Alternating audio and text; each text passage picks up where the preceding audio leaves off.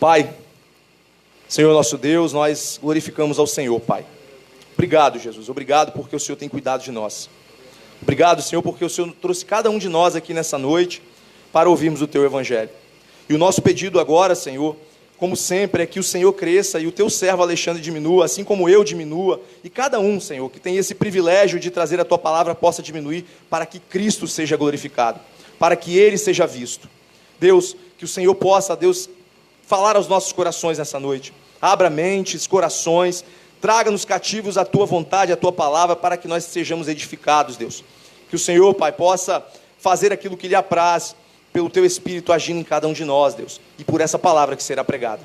Louvamos e exaltamos ao Teu nome, Deus. Essa é a nossa oração em nome de Jesus. Amém, Senhor.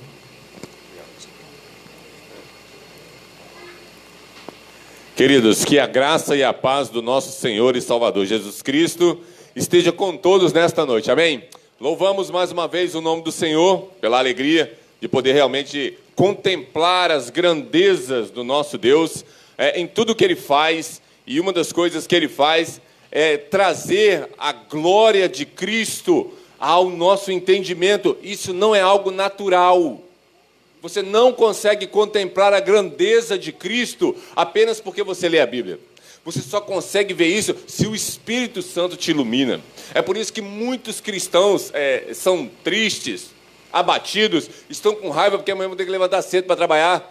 Tem um monte de gente achando ruim, amanhã é segunda-feira, o pior dia da semana. Para mim é um dos melhores, porque amanhã eu vou glorificar a Deus com o meu trabalho. É isso. Você vê sempre na perspectiva de que Cristo trabalha. Ele falou isso, eu trabalho, meu pai trabalha também até agora.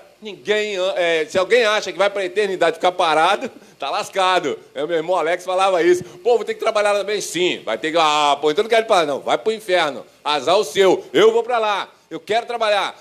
Nós precisamos ter isso em mente. Hoje de manhã nós estávamos aprendendo acerca da educação dos nossos filhos. E é tanta informação que eu esqueci de compartilhar com os irmãos. Eu tive a oportunidade de falar aqui uma vez. Certa vez, a filha do pastor Russell Shedd, um dos grandes homens de Deus que já está na eternidade nos aguardando lá na porta do céu, ele falou, ele tinha uma vida assim, muito centrada na palavra de Deus, e a filha dele falou o seguinte: olha, eu sei que meu pai é pecador, porque a Bíblia diz que todos pecaram. Senão, eu dizia que meu pai não era. Você pensa numa filha, né, falando isso a respeito de seu pai. Então, isso é para você ver a importância do conhecimento. Agora, por que um pai pode viver uma vida assim, a ponto de um filho dizer assim, olha, eu só sei que meu pai é pecador porque a Bíblia diz, não porque ela vê o pai dela pecando. É porque no coração desse homem há uma doutrina bíblica central acerca de Cristo e o Calvário. É isso. Está lá, cravado em seu coração, todos os grandes ensinos da palavra de Deus, e ele vai tentar lutar com todas as suas forças, para quê? Para não pecar contra Deus. Mas para que isso seja uma realidade, eu quero mostrar para vocês hoje algo que o pastor Patrick compartilhou conosco há umas semanas atrás, coisa de um mês e pouco atrás, sobre um vídeo que o pastor Josemar narra para nós, de um autor chamado John Flávio, é um dos puritanos. E Flávio nos ajuda a entender o quão Cristo deve ser desejável para nós. E é isso que eu quero pregar. O tema da mensagem dessa noite é por que Cristo é tão desejável. O porquê que Ele é totalmente desejável. Não é só que Ele é desejável, Ele é totalmente desejável. Porque quando você diz que Ele é desejável, outras coisas podem ser desejáveis também. Mas quando você diz que Ele é totalmente desejável, é porque Ele é maior do que todas as coisas. Ele é uma totalidade no desejo para o qual nós fomos criados. Então, abra lá a sua Bíblia em Cântico dos Cânticos.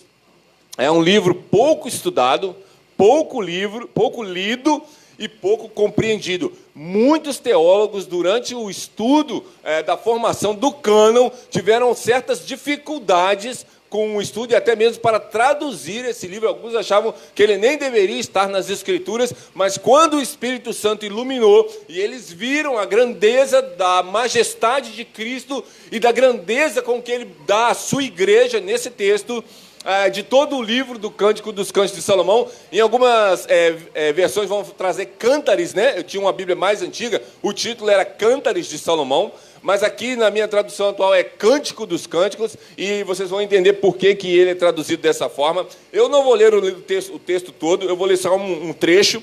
Cânticos, capítulo 5, o verso é o número 16. Eu vou ler o versículo todo, mas nós vamos ficar concentrados apenas em uma frase, para que você possa ver a majestade da palavra de Deus e a profundidade que ela tem.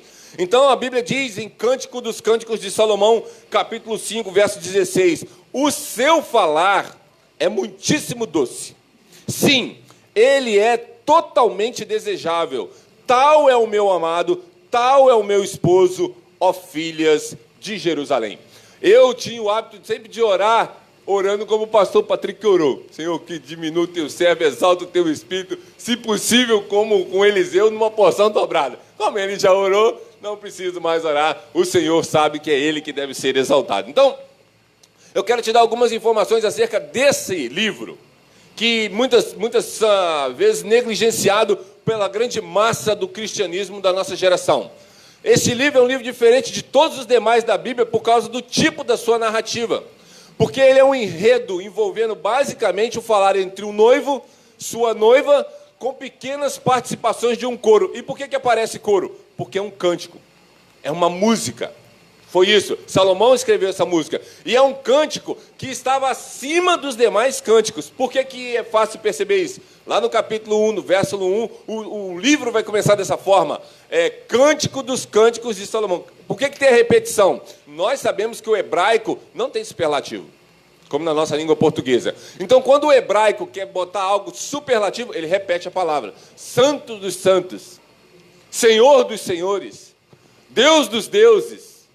É para botar algo grande. Então, por isso que a tradução do hebraico para o português, ela fica melhor, Cântico dos Cânticos, porque dá essa ênfase que às vezes Cântares de Salomão não dá. Então, essa tradução ela é melhor para mostrar essa grandeza. Salomão escreveu várias músicas. Ele era um homem dotado de sabedoria, mais do que qualquer homem que já pisou sobre a face da terra, com exceção de Cristo. Ele tinha um dom dado por Deus, na sua sabedoria, para escrever várias músicas. Há salmos de Salomão no livro de Salmos. Mas esse aqui é o Cântico dos Cânticos. É para botar lá no alto. Se fosse hoje medido pelas paradas de sucesso, as paradas de sucesso não tinham como colocar ele lá, porque ele estaria acima do primeiro. Ele não era só o primeiro, ele era mais que o primeiro. Porque muita gente queria ouvir essa música tocando, se fosse comparado nos nossos dias. Então, dê atenção ao livro de Cântico dos Cânticos. Não deixe ele passar batido nas suas leituras. Porque se ele é um livro assim, para os hebreus, e era para apontar para a obra salvadora de Cristo, é por isso que o livro está lá, você deve gastar tempo com ele, estudando esse livro. Então, eu quero me concentrar apenas na frase que ela diz: sim, ele é totalmente desejável. Totalmente. Em sua narrativa, o noivo e a noiva vão falar de suas belezas. É isso que você tem que se concentrar no livro. E de suas satisfações um no outro. A noiva se satisfaz no noivo, o noivo se satisfaz na noiva. É fantástico a leitura desse cântico. E dessa forma, eu quero mostrar que, sintetizando, apenas nesse totalmente desejável, você vai ver que a glória de Cristo, a majestade do Salvador, encanta um coração apaixonado, como o dessa noiva que está aqui a falar do seu noivo. Então, o problema de falarmos desse tema é que quando você fala assim, Cristo é totalmente desejável, o que nele é desejável? Aí lascou. Porque eu teria que começar de Gênesis e ir com vocês até Apocalipse, e não vai dar tempo. Então eu tive que separar apenas 3 pontos, para poder falar de Deus. Eu espero que o Senhor mova corações de pregadores para falar das mais excelentes ainda, da que nós vamos falar nessa noite, porque sempre Cristo é mais, e nós não conseguimos esgotar tudo a seu respeito. Então, a primeira coisa, Cristo é desejável, porque Ele é Deus. É isso. Essa é uma doutrina que não pode ser esquecida, porque Ele é Deus, e Ele disse isso. Essa é a coisa fantástica.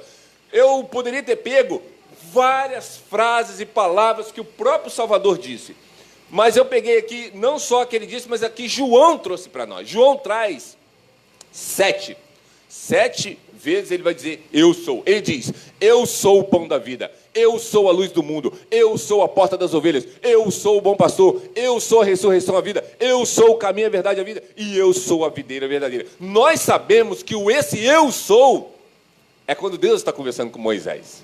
Senhor, eu vou ir lá, mas e se eles perguntar quem mandou? Diga que eu sou, te enviou. É isso. É isso que está no Novo Testamento. É a expressão máxima de que Jesus é Deus. E ele não falou isso só em João. A gente só pegou João por causa do tempo. Agora, se ele é o nosso pão, você vê, eu poderia gastar aqui a eternidade falando do porquê ele é o nosso pão. A ideia de pão é porque quando você está com fome, o que você faz? Você come. Mas a ideia do pão era para sintetizar, porque Jesus podia ter usado vários alimentos, mas ele pegou o pão porque é uma coisa fácil de acesso. A maioria das pessoas da sua geração era uma linguagem compreensível. E não somente isso. No Velho Testamento, o pão da propiciação estava lá, tinha que ter o pão. Os pães asmos estavam lá no tabernáculo. Deus falou, esse pão aqui, só o sacerdote e o levita pode comer. Davi deu uma escapulida lá, pegou um pedacinho, num texto lá no Velho Testamento, mas Deus falou, deixa o homem comer, esse faz parte do meu reino, ele pode comer também, por causa do que Cristo iria fazer. Todos nós temos acesso a esse pão. Agora, não é estranho um cristão dizer que ainda está faminto? Se ele é o pão que sacia a nossa vida, como você pode estar faminto, querido? É porque você não está comendo desse pão. E a metáfora aqui é que você tem que estar satisfeito nele. É isso. Não importa o seu problema agora. Não importa. Eu estou com câncer. Amém. Glória a Deus. Que bom. Isso pode fazer você orar mais. Isso pode você fazer, pregar para as pessoas que estão doentes como você está. E mostrar para elas a esperança da vida eterna que há em você, se você tem essa esperança. Porque as nossas doenças são para a glória de Deus. Mas a nossa saúde também é para a glória de Deus. Então, quando você olha para o pão da vida, para a luz do mundo, quanto tempo nós poderíamos gastar falando sobre o quão essencial é a luz para alguém viver bem nesse planeta? Tente conversar com o cego. Eu acho que aqui poucas pessoas param para conversar com um cego, mas um dia, se você tiver a oportunidade, pergunte para um cego como que a vida dele é. E você vai ter uma noção de como que você era fora de Cristo. É isso. É difícil para um cego viver nesse planeta. Ainda mais com tantas intempéries ao nosso redor, mas quando a luz vem e ele consegue enxergar, igual nós temos, tanto na medicina quanto os milagres feitos por Deus, de dar a visão a uma pessoa que não tinha, ela fica maravilhada com o que vê. O problema é que muitos cristãos não estão maravilhados com o que estão vendo na face de Cristo. E a gente poderia continuar. Ele diz que ele é a porta, ele diz que ele é o bom pastor, ele diz que ele é a ressurreição e a vida. Ou seja, se ele é a vida, fora dele, só há morte. Pense nisso. Agora, por que é importante você pensar em Jesus como Deus? Porque existem heresias ao nosso redor. E se você crê que ele é Deus, você está seguro, porque ele é o autor da vida. E quem pode tirar a sua vida? Só o autor da vida. É o que ele diz, eu mato e eu faço viver. Eu faço ficar doente e eu curo. Eu, Senhor, faço todas as coisas. Você vê? Ele está no controle. A divindade de Cristo é uma doutrina que precisa estar pulsante em nossos corações para que nós possamos mostrar para as pessoas o seguinte, nós estamos seguros. Nós somos cristãos seguros. É por isso que aqueles irmãos, lá, quando você estuda a história da igreja, eles estão enfrentando os leões.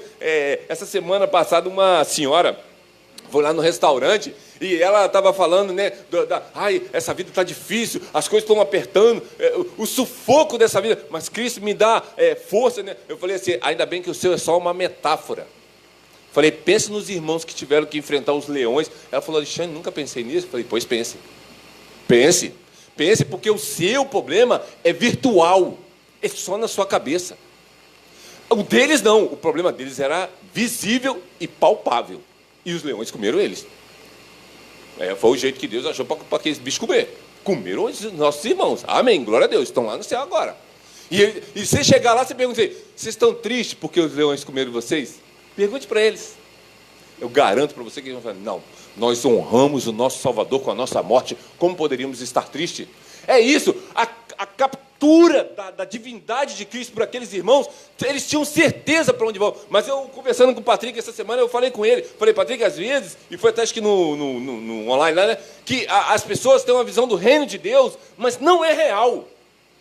Muitos cristãos vivem a eternidade, mas para eles não é real. É como se eu falei isso, né? Se a Luísa chegasse para o Patrick lá 3 horas da manhã e falasse assim, pastor, pai, tem um bicho-papão debaixo da minha cama. Aí ele, que é um pai, né, carinhoso, amoroso da minha filha, 3 horas da manhã, seu pai tem que levantar cedo, bicho-papão não existe. Não, pai, tem, eu estou vendo, ele está lá, vai lá. Aí Patrick levanta, vai lá. Tá vendo, minha filha? Acende a lâmpada, levanta o cobertor, mostra embaixo. Aí não tem nada, volta aqui dele, papai tem que tomar amanhecer e tal. Mas se a esposa dele dá um bico nele, assim, uma cutucada nele, Patrick, tem gente mexendo na porta, meu filho. Tem gente mexendo na porta. Vai lá. Tem gente querendo invadir a casa. Você acha que ele vai levantar do mesmo jeito? Porque ele vai acreditar que a Lívia está dizendo que é real. E ele está ouvindo o barulho, tcheca, a porta sendo... Vai entrar, ele vai passar a mão na espada de expulsar demônio dele, já vai para cima do cara lá, meu filho. O bicho vai pegar. Porque ele sabe que é real. A Lívia não é uma criança. Ela sabe diferenciar entre um bicho-papão. Mas muitos cristãos têm vivido a fé como se fosse um bicho-papão, querido. Eles não entendem que é real. Cristo é real. Mas para muitas pessoas parece que Cristo não é real. Ele não faz a diferença. É por isso que ele não é totalmente desejável. Cristo é real para você, meu querido, em seu coração. Ele é o seu pão da vida. Então você não pode reclamar que está com fome. E o que eu estou querendo dizer com você reclamar? É você reclamar dos seus problemas. Ficar reclamando igual o povo de Israel. Lá nós tínhamos poró, nós tínhamos peixe, desgraça, aqui só tem pão. Você está entendendo? Você está reclamando. Você está reclamando que você tem emprego. Ou então você está reclamando que você está desempregado. Você está reclamando que sua esposa é ruim, então a mulher está reclamando que o marido é ruim. Às vezes ele é ruim para poder provar sua fé, querida. E ele, às vezes, ela é ruim para provar sua fé, para você ser aperfeiçoado em Cristo, até que vocês se tornem 2 criaturas ao varão perfeito. E isso leva tempo. Nós estamos nessa caminhada há 30 anos e não chegamos nem perto. Mas a gente não pode parar. Nós queremos ser igual a Cristo. Mas para isso, ele tem que ser desejável como algo que você ama. Pense em algo que você ama. Tem gente que trabalha a vida inteira para comprar um carro. E quando ele compra aquele carro, ele fica doido. Eu, por exemplo, eu sou horrível para ter carro, porque eu sou um porco. Eu não sirvo para ter carro. Tem gente que lava o carro todo dia e passa um pretinho no pneu. Eu não passo nada, nunca passei, não tem esse negócio comigo. Mas tem gente que fica doido e o carro tem que estar cheiroso e joga perfume. Tem gente que é assim, porque ele deseja aquele carro. Mas quando se trata de Cristo, nós não conseguimos passar um pretinho nele, nem jogar um perfume nele. Então, como que eu faço, irmão Alexandre? Ore, leia as Escrituras, gaste o máximo de tempo possível ouvindo acerca da palavra de Deus, do quanto Cristo é grande. Mas não vai ouvir R.R. Soares, pelo amor de Deus. Ouça pastores que preguem a verdade, homens comprometidos de ensinar as grandes doutrinas do Evangelho, para que você possa sentir a presença de Cristo em seu lar. Você sente, querida, a presença de Cristo em sua casa, junto com você todos os dias, em seu trabalho, ao lado de sua esposa, de seus filhos. A presença dele é real para você. Não que você vai tocá-lo, mas você sabe que ele está ali, porque há algo de diferente no seu olhar das circunstâncias. É isso que faz a diferença. Quando as pessoas perguntam, que alegria é essa que há em você? É Cristo, meu querido. Eu lembro que um cara uma vez, eu estava no emprego, trabalhava lá na área de CST. Aí eu tinha entrado lá como ajudante de limpeza. Acho que eu tinha uns 15, 12 dias de trabalho e recebi o primeiro pagamento, R$234. Aí eu era conhecido como Silvio Santos. Que eu ficava, quem quer dinheiro? Aquela coisa da brincadeira, né? De imitar o Silvio Santos. Você não ficava brincando com a galera logo de manhã. O dia começava animado, alegre, todos muito felizes dentro do carro e a gente ia trabalhar. Então eles me chamavam de Silvio Santos. Aí eu cheguei, todo mundo, né? Logo de manhã, aí, galera, recebi meu primeiro pagamento. Ele, quanto você recebeu? Eu, R$234. Aê! Eu falei desse jeito. Aí os caras, pô, você tá todo alegre assim, porque você recebeu 200. Eu falei, lógico que não. Quem que fica feliz porque recebe R$234, rapaz? Eu tô feliz porque eu tenho Cristo. Ele é muito mais do que R$ 234, mas ele é muito mais do que 234 milhões de reais. Ele é tudo. É o que eu preciso, querido. Eu não preciso. R$ 234 é a graça de Deus comigo. É isso. E depois eu ia ganhar mais. É a graça de Deus comigo. O meu salário é a graça de Deus. Eu não mereço o salário que eu ganho, queridos. É isso. Se você entender isso, sua vida acabou, seus problemas.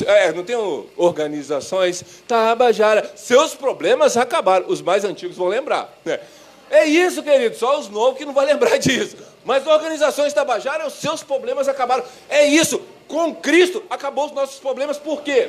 Porque Ele é mais desejável do que qualquer outra coisa. Então, os nossos problemas é só uma razão para a glória de Deus. Você está vendo que a divindade de Cristo faz isso tudo em nossas vidas. Mas agora você acredita que Ele é Deus. Então, se você acredita que Ele é Deus, Ele é onipresente. Você está vendo? Eu poderia pregar que Ele é totalmente desejável em sua onipresença. Mas eu não tenho tempo para isso. Então, a gente vai só ficar nos 3 pontos que eu botei mesmo. Então, querido, Ele é totalmente desejável porque Ele é Deus. Em segundo lugar, queridos, Ele é totalmente desejável em sua obra salvadora. E aqui, aqui eu precisaria da eternidade. Mas nós... eu espero que todos estejam comigo lá, nós vamos ver isso lá. Nós vamos contemplar isso lá. Mas então eu peguei só 2. Propiciação. Eu preciso falar da propiciação. Eu pedi a Deus, Senhor, não deixa eu chorar não, porque quando eu estava preparando, eu chorei. Segura, Patrick. Me ajuda aí. Não vai chorar não, me ajuda aí. A propiciação. Olha só, 1 João 4,10 diz assim, nisto está o amor. Você vê, as pessoas querem conceituar o amor totalmente diferente do que a Bíblia diz. Olha que a Bíblia vai dizer o que é o amor. Nisso está o amor. Você vê, então o amor está onde? Está nisso. Nisso o quê? Não em que nós tenhamos amado a Deus, mas Ele nos amou e enviou o seu Filho para propiciação pelos nossos pecados. Você está vendo? As pessoas, em geral, os cristãos, leem esse texto.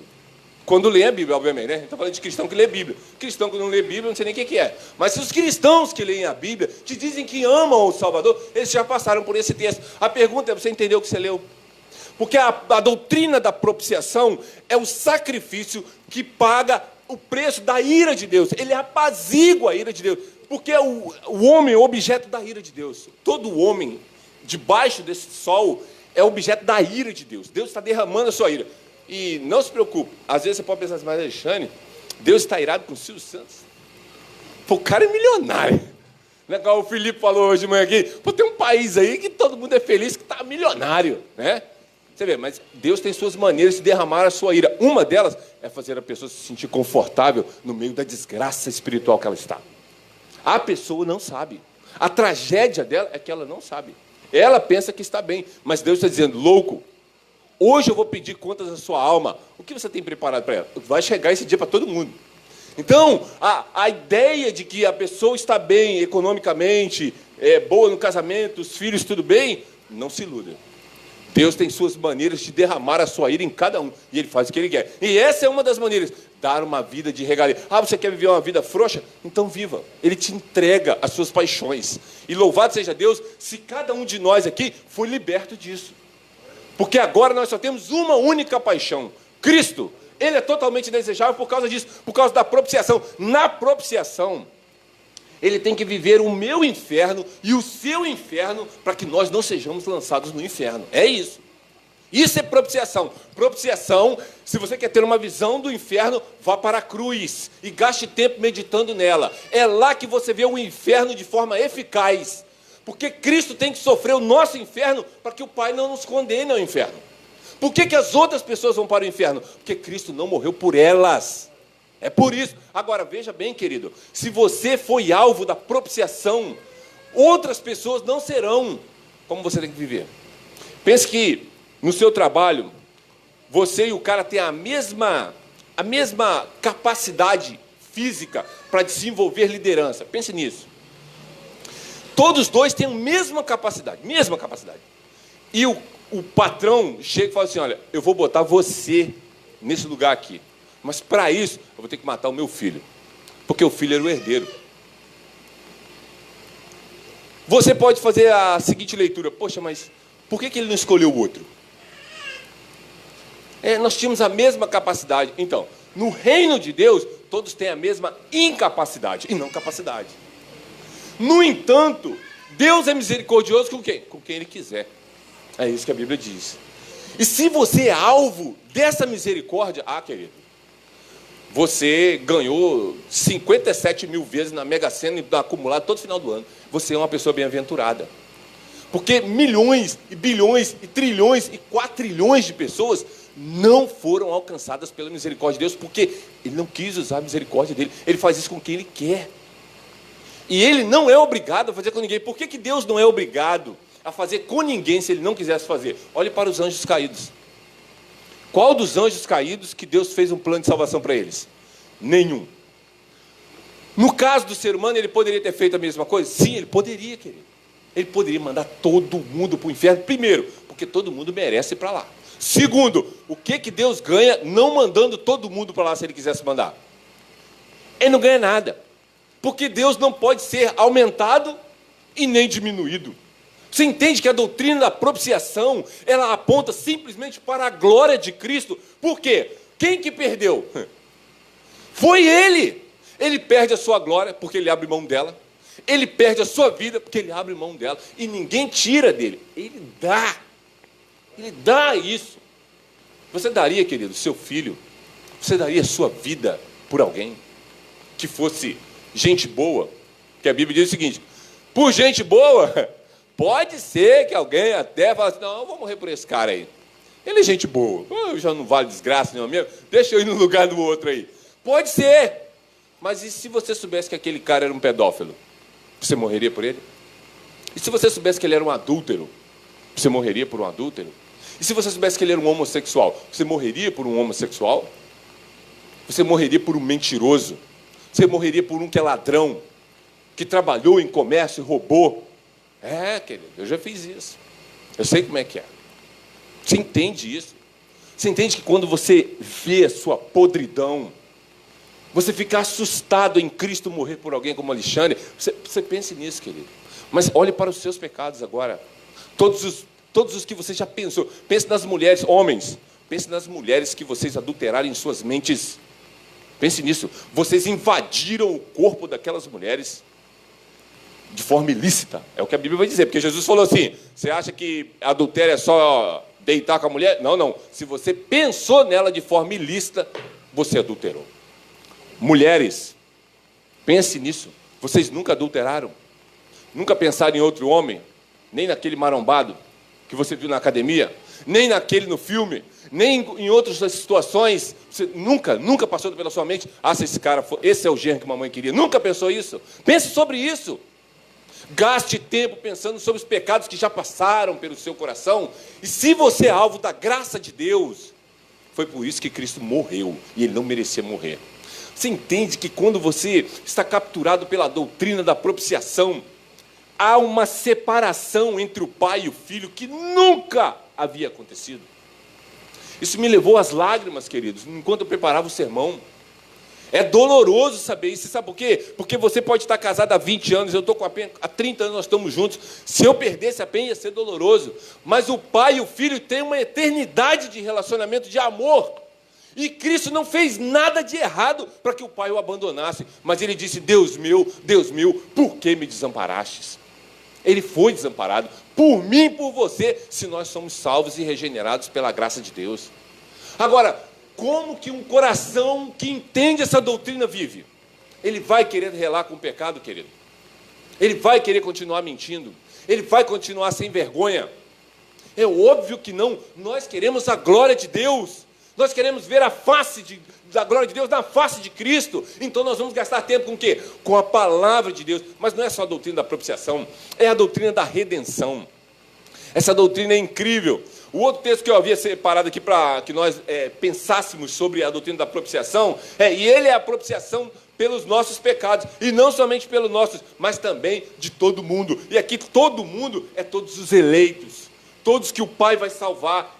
É por isso que nós pregamos para todo mundo.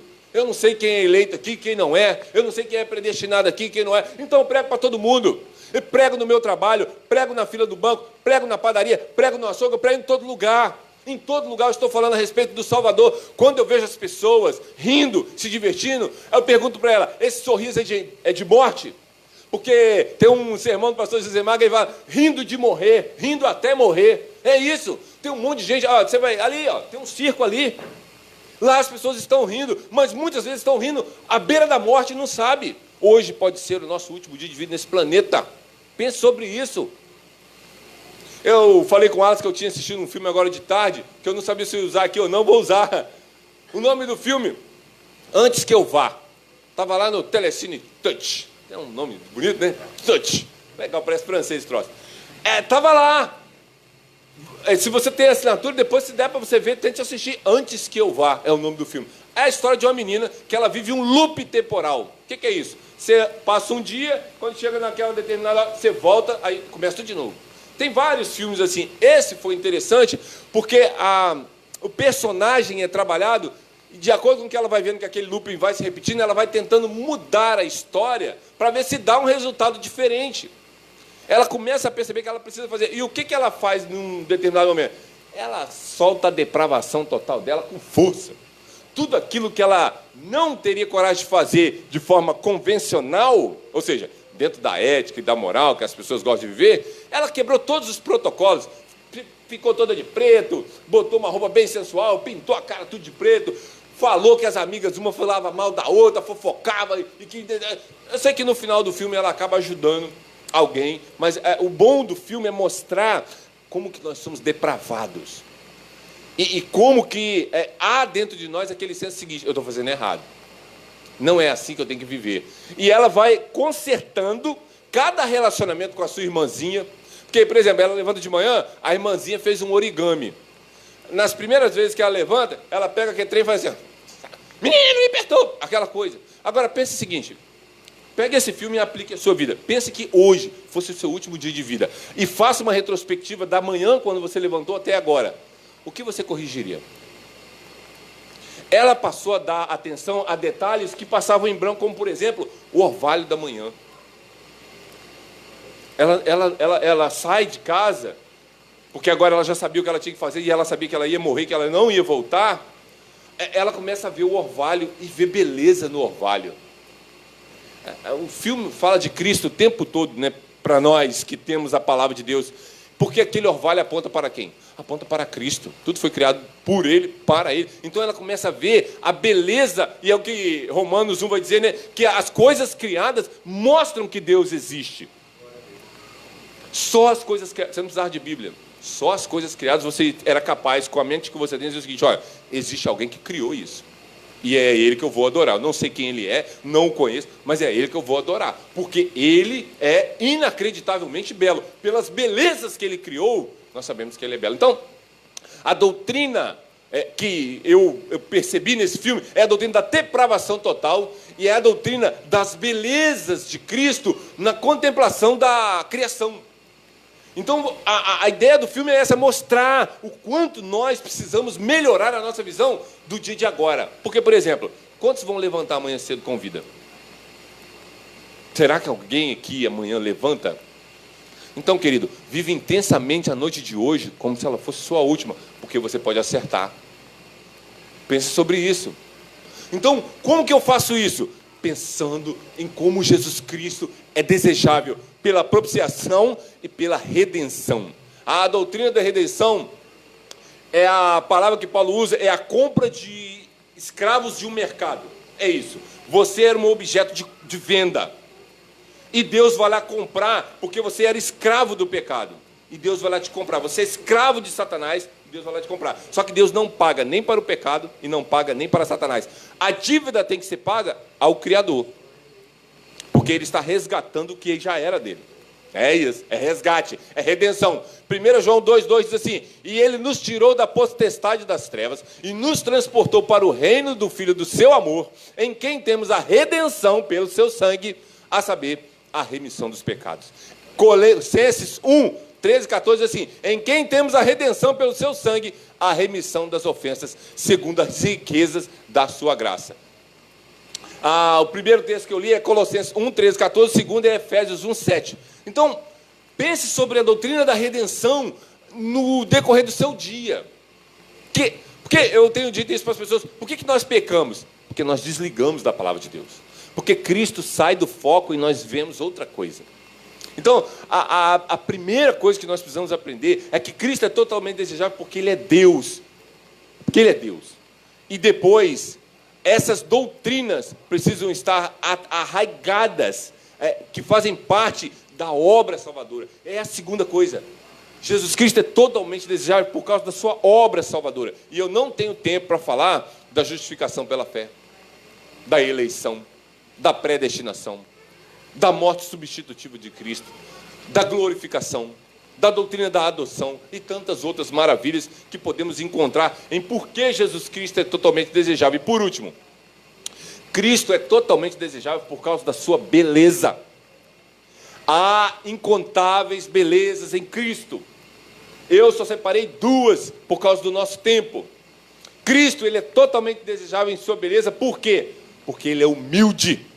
Essa é uma das grandes belezas do nosso Deus. Você vê, Ele é Deus.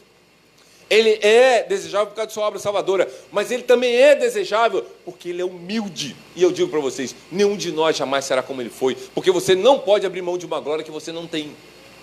Ele pode. E você tem que ver essa glória. Essa glória tem que dominar a sua mente. Como que você vê essa glória? Nos atributos maravilhosos que nós estudamos acerca da pessoa de Deus. Porque todos os atributos de Deus estão em Cristo, porque Ele é Deus. Então, a sua humildade. Filipenses 2, 6, 8 diz assim, que sendo em forma de Deus, não teve por usurpação ser igual a Deus, mas aniquilou-se a si mesmo. É maravilhoso essa palavra, aniquilou-se. Nós não temos tempo para explicar ela aqui, mas ela é fantástica.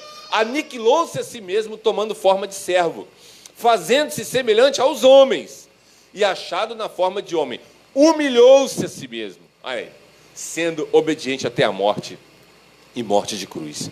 Queridos, se você pudesse capturar toda a beleza que há nessa humildade, você não teria do que reclamar na sua vida. Eu já disse isso para os irmãos, e é importante que eu diga de novo, olha, tudo que eu tentei na minha vida deu errado, mas para Deus estava dando certo. E não é maravilhoso? Não é maravilhoso? Você tenta abrir um negócio, não dá certo. Você tenta fazer uma outra coisa, não dá certo. Você tenta não fazer uma coisa, não dá certo. Você vê, mas você está vivo, comendo, vivendo, glorificando a Deus, e estava dando tudo certo para Deus. Queridos, quando os nossos planos são frustrados, eles não estão sendo frustrados para Deus. Era o plano de Deus que o seu plano fosse frustrado. Isso é maravilhoso. Isso é maravilhoso. Por quê? Porque nós não sabemos aonde as nossas ideias mirabolantes, né? Eu quero fazer isso. Eu quero fazer aquilo. Eu quero fazer aquilo. Essas ideias que a gente tem assim, né? De coisa de pecador, né? Que é doutorado em pecado. Então, a gente tem essas ideias malucas de fazer uma coisa, de fazer outra, eu quero fazer aquilo. E, na verdade, não era para você fazer nada.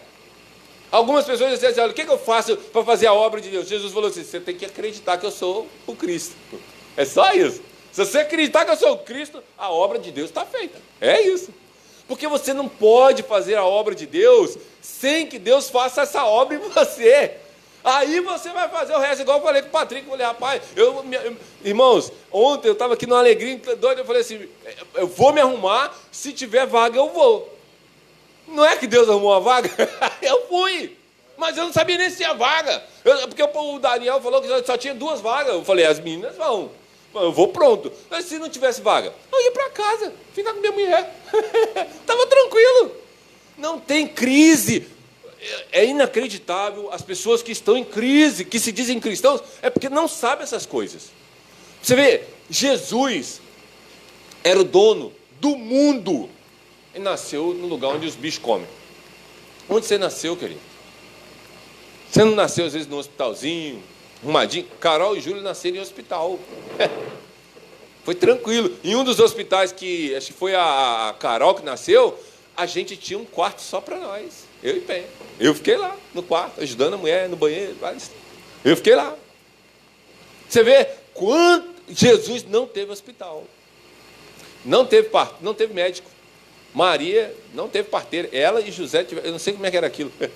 Eu fico doido, você pensa que tem que fazer parto de menino? Eu infarto. Não posso ver sangue direito. Mas o José e a Maria, meu filho, deram um jeitinho lá, o Espírito Santo abençoou, o menino nasceu perfeito. Numa manjedoura, onde os bichos comem. Você pensa a saúde pública hoje. Esse Jesus não pode nascer aí não, meu filho. Não, a higiene, né? O pessoal da saúde pública ia barrar o nascimento da criança. Como é que a criança vai nascer no estábulo? Nasceu no estábulo. Mas não é só isso. Para cumprir um texto da palavra de Deus, para você ver que a palavra de Deus não escapa nada, Jesus tem que fugir enquanto ele é menino, menor do que o do Daniel aqui, menor do que o do Patrick ali, ó. Jesus era menor que essa menina aí, já teve que rachar fora para o Egito. Só para se cumprir as escrituras, diz assim, do Egito eu chamei o meu filho. Você pensa num trem desse? Mas naquilo, um monte de criança morreu. E louvado seja Deus que aquelas crianças morreram. Por quê? Porque se elas crescem, elas podiam ficar igual nós. Você pensa que desgraça que seria. Louvado seja Deus. Louvado seja Deus que aquelas crianças morreram na tenra idade, estão lá com o Senhor. Glória a Deus por isso. Você está vendo que não tem crise para o servo de Deus. Se o servo de Deus perde uma pessoa amada, e se ele crê pela fé que aquela pessoa amada está no Senhor, ele fica tranquilo. Ele não tem crise. Não existe depressão para os filhos de Deus. Não existe, querido. Você sabe por que as pessoas ficam deprimidas? Porque elas não conhecem o Deus delas. Elas dizem que tem um Deus, mas elas não conhecem esse Deus. E não vivem uma realidade desse Deus em constância na sua vida. Então, essa é a tragédia. Mas não é só que Jesus é humilde. Além de ele ser humilde, ele é amor. Ah, queridos, vocês não sabem o que é amor. Nós não sabemos. Nós arranhamos uma superfície de um oceano infindável. Esse que é a questão. Se você pensa que você ama, você não sabe o que é amor.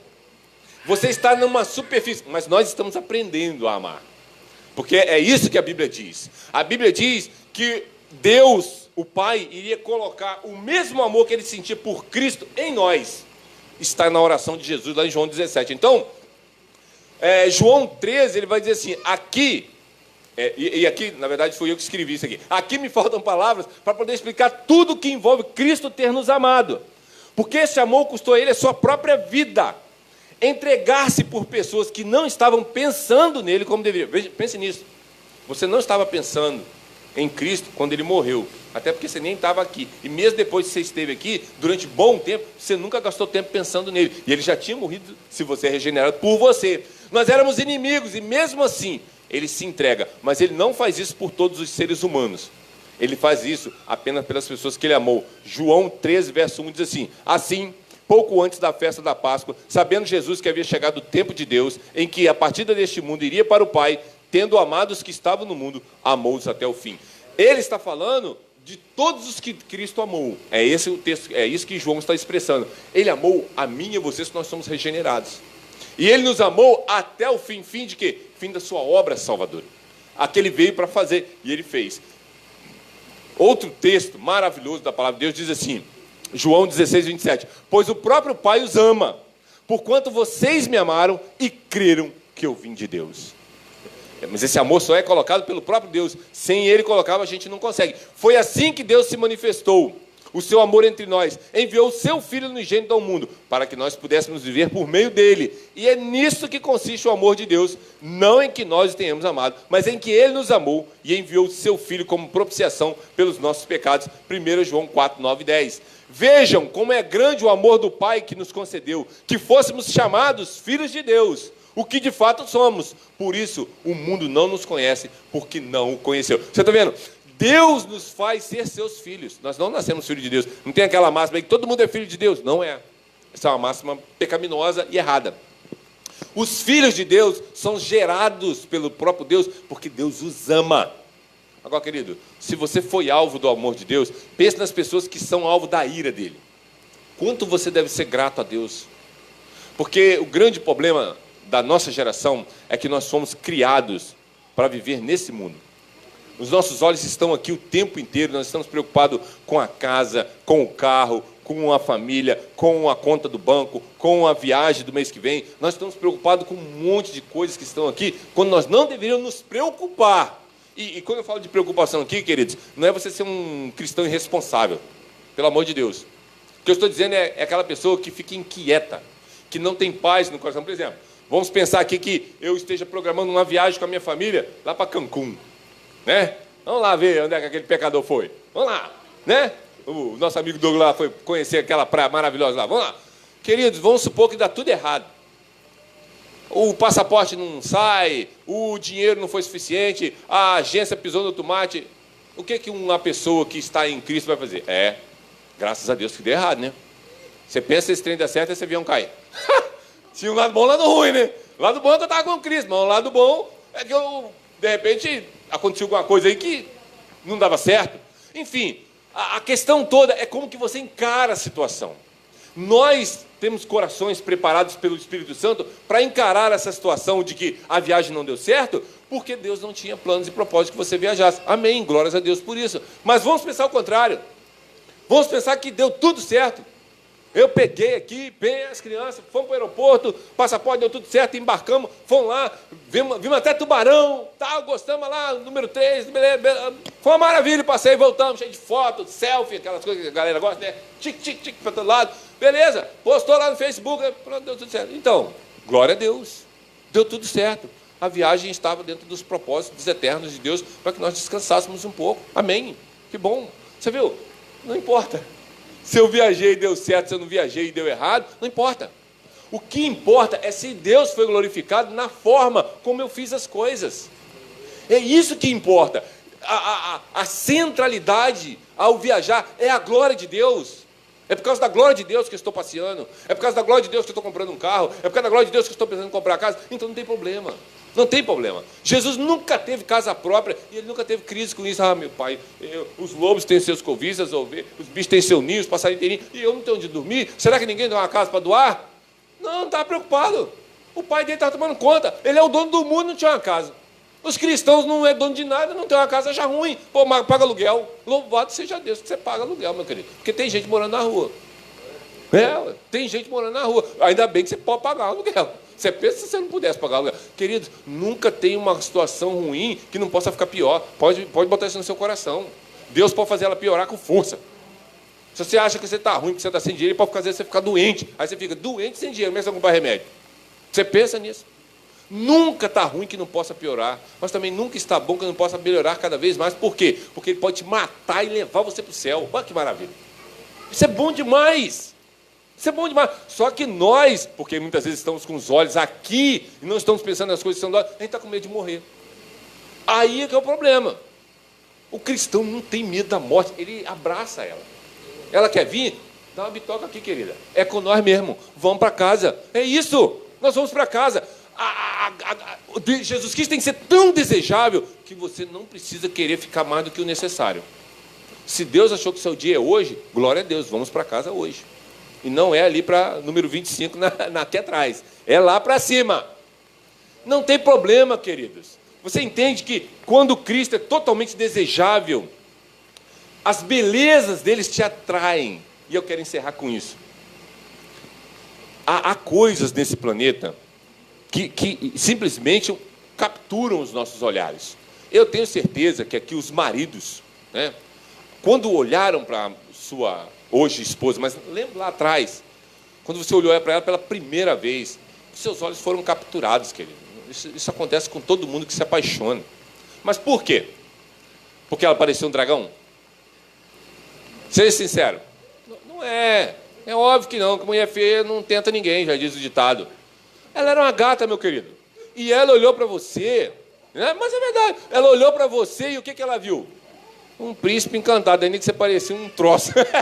Mas ela viu um príncipe, azar dela. Ela viu, você não tem nada a ver com isso. E ela se encantou, dizendo que você era bonito. Você acredita nisso? Já me falaram que eu sou bonita. Eu ouvi essa frase aí. Você entende isso? Há uma beleza em cada um de nós que atraiu alguém. Agora, a beleza de Cristo, ela é milhões de vezes maiores do que a beleza física de um ser humano, que com o passar do tempo não é mais tão bonito assim. Vocês acreditam nisso? Que mais cedo, mais tarde, nós vamos ganhando umas barriguinhas. Uns camaradas vão perdendo os cabelos, entendeu? Outro perde dente, zóio, as orelhas, o vidro. Os caras vão definhando, mulher também. Já fica uns quilinhos a mais. Já fica injuriado porque está com aqueles quilinhos a mais. Não consegue perder, vira uma desgrama. Mas o seu marido vai te amar com seus quilinhos, fica tranquilo. Se o amor de Cristo estiver nele, não importa. Não importa. O que importa é se a beleza de Cristo está em você. É isso. Queridos, quem é capturado pela beleza do Salvador, nunca traz sua esposa. Quem é capturado, nunca traz seu marido. Quem é capturado, sempre vai educar os seus filhos segundo, porque você vê a beleza do Salvador e ela te encanta tanto que você não tem outra motivação no coração. E eu espero que você saia daqui nessa noite fazendo de Cristo algo totalmente desejável em seu coração. Hoje, aproveite essa noite e pense mais a respeito dele. Gaste seu tempo em meditando em como ele é maravilhoso. Ele não precisava vir a esse planeta e morrer por nenhum de nós, mas ele veio porque ele amou a sua noiva, como está em Cântares de Salomão. Gaste tempo meditando na palavra de Deus e deixe que Cristo seja totalmente desejável, não somente hoje, mas por toda a eternidade. Amém, queridos? Era isso. Eu espero que no futuro vocês possam ouvir mais, porque é o que eu disse para você, ele é totalmente desejado por mais um monte de outras razões que a Bíblia nos dá. São milhões e milhões de razões que nós poderíamos gastar aqui a eternidade. A eternidade nos dará essa oportunidade. Nós estaremos lá para contemplar as demais belezas do nosso Salvador, mas viva como se isso fosse real para você, e não apenas uma fantasia como nós vemos nas histórias da Disney.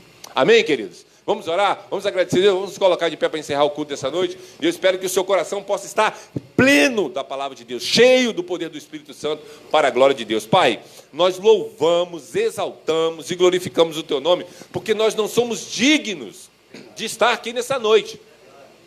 É a Tua graça em nós que nos dá o privilégio de podermos nos reunir como corpo de Cristo. Isso é algo magnânimo. Se nós pudéssemos pensar que nós fazemos parte do corpo do Seu Filho, nós poderíamos já estar preparados para a eternidade. Dá-nos a alegria de Cristo ser totalmente desejável aos nossos corações, que nós possamos ter um único alvo em tudo o que fizermos. A glória e a majestade do Seu Filho sejam anunciadas através do nosso viver e do nosso falar, para que as pessoas saibam que nós só temos um único desejo: ver Cristo glorificado na eternidade. É isso que nos move. Nós não temos nada nesse mundo que nós queremos. Nós não queremos dinheiro, nós não queremos viagem, nós não queremos nada que esse mundo nos oferece. A única coisa que esse mundo tem, que é agradável aos nossos olhos, é a Tua palavra. É isso que nós podemos contemplar. É a Tua criação. É a única coisa, porque ela aponta para a Tua majestade, ó Deus. Nós somos felizes, totalmente felizes, porque Cristo nos satisfaz completamente. E nós te agradecemos pelo sacrifício dele na cruz do Calvário. Leva-nos em paz, ó Deus, para os nossos lares. Dá-nos a alegria da Tua salvação constantemente para a glória do Teu nome. E que o Teu amor, o amor de Deus Pai, a graça salvadora do nosso Senhor Jesus Cristo e as doces consolações do Espírito Santo possam estar com cada um que esteja aqui nesta noite, hoje e para todo sempre. Amém, ó Deus. Amém, amém, queridos. Deus nos abençoe, querido.